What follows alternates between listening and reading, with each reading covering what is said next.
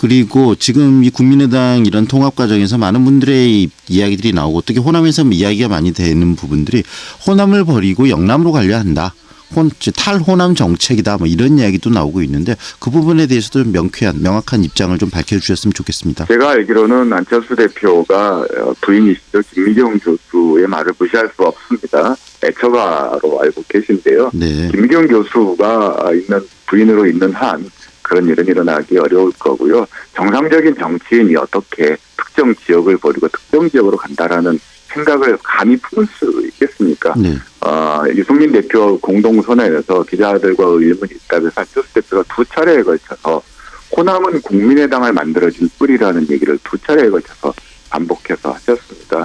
이 말은 다시 바꿔서 이야기하면 탈호남이라는 것은 사실은 호남의 기생에서 살아왔던 기득권을 유지해왔던 구태 정치인들이 본인들을 합리화하기 위해서 아주 나쁜 딱지를 붙이고 있는 것이고요.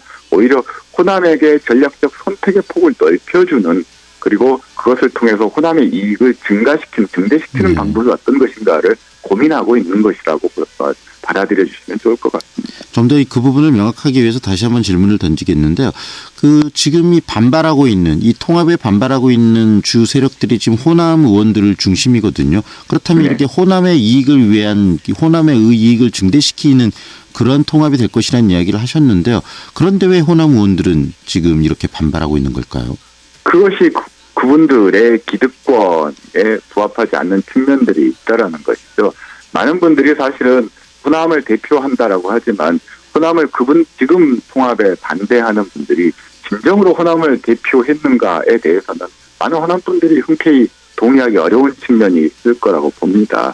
호남을 대표한다라는 것은 호남만을 강조해서는 안 된다라는 거죠. 국민들에게 호남에 왜 이런 정책들이 필요하고 예산 지원이 필요한지 합리적으로 설득할 수 있는 그런 것들이 있어야 된다라는 거죠. 단순히 호남이 차별받았기 때문에 호남이 어떤 특혜를 받아야 된다라는 것으로는 국민을 설득할 수가 없다라는 겁니다. 결국은 호남의 선택이라는 것들도 다른 지역의 어떤 공감 속에서 어떤 전략적인 선택의 폭을 넓히지 않으면은 호남은 고립의 길을 갈 수밖에 없고 오히려 호남에 의한 호남의 정치만을 이야기하는 호남 정치인들로 인해서 호남의 소외나 고립이 오히려 더 가중될 우려가 있다라는 그런 것들은 이미 유권자들께서도 경험을 통해서 이해하고 계실 겁니다. 그런 분들이 과연 호남의 이익을 어느 정도 대변해 왔는가는 제가 굳이 설명하지 않아도 다 알고 계실 거라고 믿습니다. 네. 그리고 지금 이 통합에 반대하는 비례대표 의원들이 좀 계시는데요. 이분들이 제명을 요구하고 있지 않습니까?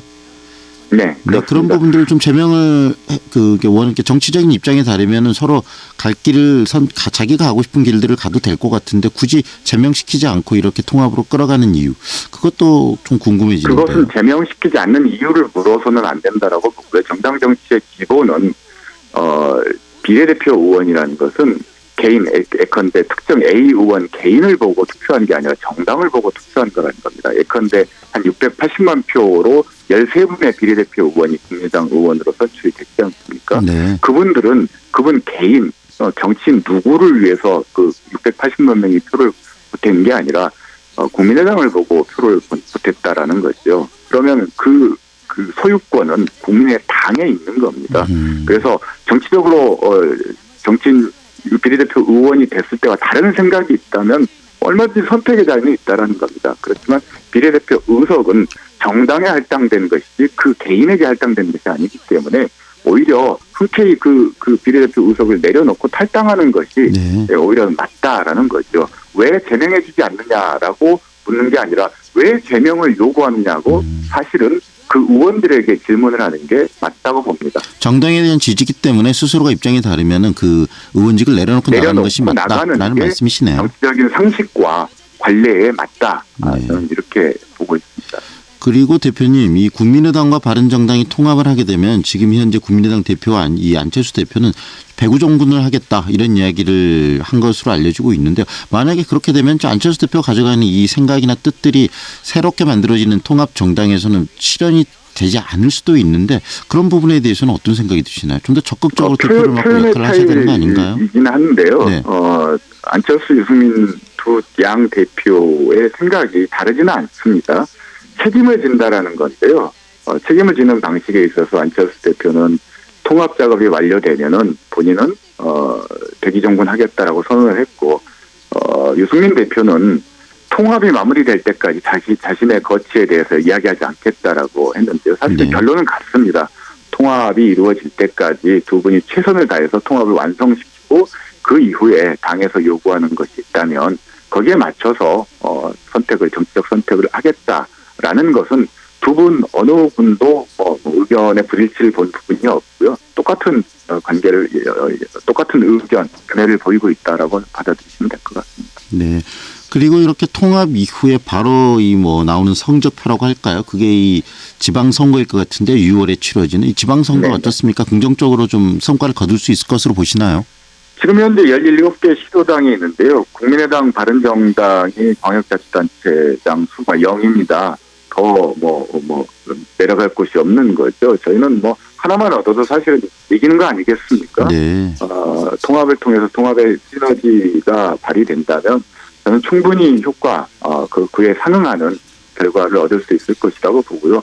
이번 지방선거를 통해서 이제는 자유한국당을 역사가 박물관 창고 속으로 보내야 되지 않겠습니까? 네. 저는 이제는 더불어민주당과 당당하게 경쟁하는 통합신당을 만들 것이고 그 결과는 지방선거를 통해서 충분히 나타날 수 있을 것이라고 보고요. 꼭 광역단체장뿐만이 아니라 기초 풀뿌리 단위에서 열심히 활동하고 계시는 지방 의원들도 계십니다. 그분들을 위해서 최소한 특히 호남이 아닌 다른 지역에서 국민의당을 위해서 그동안 헌신해왔던 후보들에게도 충분히 경쟁할 수 있는 기회를 주어야 된다라는 겁니다. 네. 그렇기 때문에 사실 바른정당과 통합을 추진하고 있는 측면도 있다라는 거죠. 호남만 정치인이 있는 게 아니라는 겁니다. 국민의당에. 호남 외에도 더 많은 지방 의원들, 더 많은 정치인들이 이번 지방선거에 출마해야 되고 앞으로 총선에도 출마를 해야 된다는 겁니다. 그분들은 호남을 위해 들러리로 있는 분들이 아니라는 거죠. 네. 오늘 안철수 대표 그리고 또 바른정당의 유승민 대표 광주를 방문을 하는 것으로 알려지고 있는데요. 어떤 이야기들을 하시러 지금 내려오시는 거죠?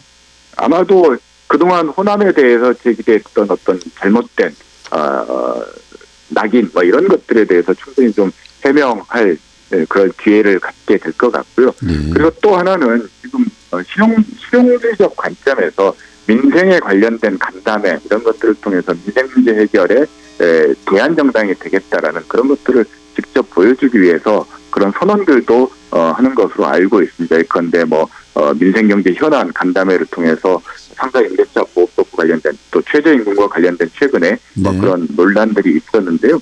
그런 문제 해결 능력을 더 키우는 정당이 되겠다라는 어떤 그런 것들을 보여주는 그런 자리라고 보시면 될 것 같습니다. 네. 오늘 말씀 여기까지 듣겠습니다. 감사합니다. 네, 감사합니다. 지금까지 오승용 국민의당 싱크탱크 이 미래 대표와 이야기 나눴습니다.